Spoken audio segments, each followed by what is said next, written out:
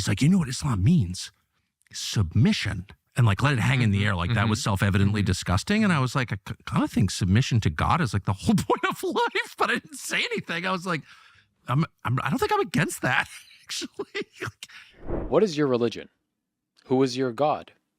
And what prophet do you follow? For Muslims, these are just simple questions, but Islamophobes will judge everything about your character on these three things and their ignorance. But sometimes, the same people who hate us the most very well one day could be one of our supporters just by learning a little bit about Islam. And Tucker Carlson might be one of those examples. Before we get started, if you want to learn Arabic, check out the Kalam app. I've been using this app to practice, and it's great because it allows you to practice and then puts your knowledge to the test, which significantly improves your speaking ability. And you can find the link down below to download it. Tucker Carlson is a very well-known journalist. Today, he has more well-rounded views than a lot of modern journalists. However, it wasn't always that way. There was a time when Tucker Carlson was the same exact person who he very well would criticize today. Carlson worked at many mainstream media outlets, including CNN, MSNBC, and most notorious, Fox News. Platforms notorious for promoting Islam as a religion of terror, a religion of intolerance, a religion coming to forcibly change your way of life. The holy books of the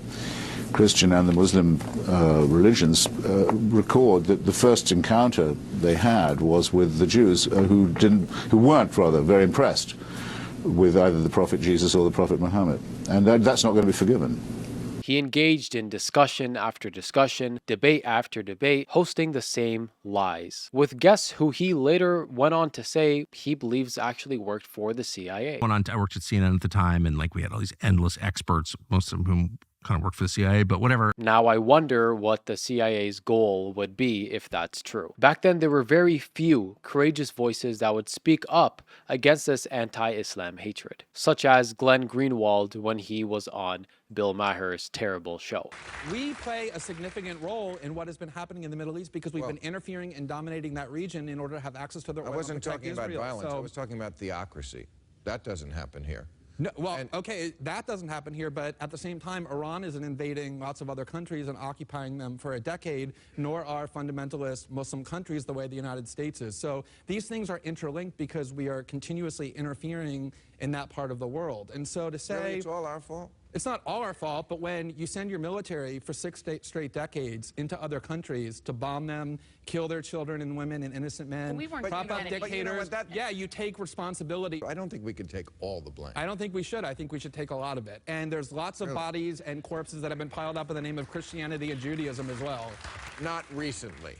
Have you heard of the occupation of the West Bank and Gaza for the last 50 years, motivated in part by extremist views of Judaism, or the wars in Europe, or the fact that there were generals in the United States saying we have to go and invade and destroy Iraq, a country of 26 million people, because our God is bigger? Lots of religions, not just Islam, produce violence. Liberal view that all religions are alike because it makes you feel good. No, it makes you feel good to say our side is better. Those people over there are primitive and violent. No, it makes you feel good to put a crown on your head and say, I'm a good person. How do I prove that? You get to ignore the responsibility that your own government has for the violence and instability in the world by saying, look, it's that primitive religion over there that's to blame. All right, it's time for our desk bit. But positive voices like this, especially back then in media, were a rare gem. In the early 2000s, Tucker Carlson hosted a political debate show called Crossfire, until the oh-so-loved Jon Stewart made an appearance and criticized the show for hurting America. I made a special effort to come on the show today because I have privately amongst my friends and also in occasional newspapers and television shows mentioned this show as being bad. It's not so much that it's bad as it's hurting America. So I wanted to come here today and say, wait, here's just what I wanted to tell you guys. Yeah. Stop. Stop hurting America. Okay, now and come work for us, because we, as the people. How do you pay? The people, not well. Better than CNN, I'm sure. But you can sleep at night. Shortly after Jon Stewart joined and said these remarks, CNN canceled the show and fired Tucker Carlson. He worked at MSNBC for a few years, but the show didn't do too well. and eventually he left. In 2009, Carlson switched to Fox News, where he would work for over a decade. But just like with CNN, he was also fired from Fox News, this time after a lawsuit that Fox News had to settle for. But what's most interesting here is why Tucker Carlson was fired, or the potential reason. Tucker Carlson was privately texting people about his news network. In one text, he admitted that there was no evidence for a particular claim that Fox News was making. He even went so far as to say, "It's unbelievably offensive to me. Our viewers are good people and they actually believe it." It's like since he worked inside media for so long and went through different networks, he was beginning to wake up to the reality of mainstream media, to the lies, the deception, and the agendas behind all of their shows. And he seemingly became frustrated with this fact. So why would those texts cause him to potentially get fired? Well, these texts were actually leaked and used in the court case against Fox News. And eventually Fox News settled the lawsuit for over $780 million. And so after that, Tucker Carlson was fired from Fox News. After getting fired again, he decided to go independent, which meant he had his own independent organization, his own independent show, and he was effectively his own boss, not constrained to the agenda of any particular mainstream media outlet. So after potentially years of anti-Islamic rhetoric, hosting political debates where people would lie about Islam and defame Islam and Muslims around the world, he was seemingly reflective on his past and a new man. Most of the statements that he made about Islam and potentially some of the beliefs that he held about Islam were made in ignorance, which he admits himself. And so now he takes a more balanced approach. And it's not even necessarily the case that he himself is speaking against this anti-Islam agenda or anti-Arab hate. Although he does make mention of them himself, his main contribution is that he frequently hosts guests who are vocal about Islamophobia and anti-Arab rhetoric. Because the amount of anti-Muslim bigotry, anti-Palestinian bigotry, dehumanizing of the entire Palestinian people. Sam Harris is engaged in for 20 years. Yeah, that's right. And then they're going to turn around and be like, "Oh my God, there's all this dehumanizing bigotry out there." It's like, yeah, none of that is good. I mean, I believe in a religion that extols humility, that in which humility is like the cover charge. Like you don't get anywhere without humility. And you get on your knees in a church. You 100%, like in as you Islam, should. you like bow on the ground. Like That's exactly right. All an expression of that same. I remember after 9/11 when I was like, all about attacking Islam. I knew nothing about Islam. I'm not Muslim, by the way.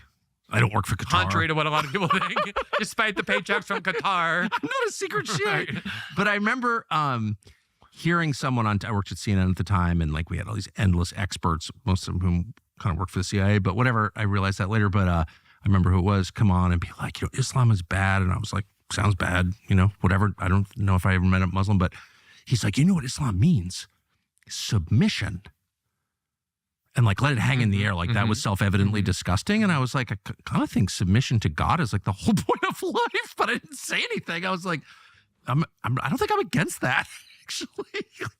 And now that Tucker Carlson is being more fair towards Islam, he's not biased, he's not hateful, he's not spiteful, the people on the right are beginning to lose it, saying that he's getting money from Qatar and from Iranian billionaires and from this person and that person in this country. And maybe they're right.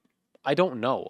But this video is not meant to be an endorsement of Tucker Carlson. He, like everybody else, is self-interested. He's not pro-Islam. He's not Muslim. May Allah guide him. But that's the truth. He's not a Muslim. He's not pro-Islam. But rather, the point of this video is to point out the fact that sometimes people who hate Islam the most, with just learning a little bit, will open their hearts towards the religion, or at least stop hating it and lying about it. And this also shows how important it is to always be vocal about the truth and always speak it whenever possible. If you enjoyed this video, remember to like, comment, and subscribe. If you're a Muslim who wants to make content like this and even better, check out Muslim Influencer Academy, which is my academy where I teach Muslims how to create content. If you don't want to be an influencer and want to watch more great content, then check out this video I made about Ben Shapiro. And I'll see you guys in the next one. Wassalamu alaikum wa rahmatullahi wa barakatuh.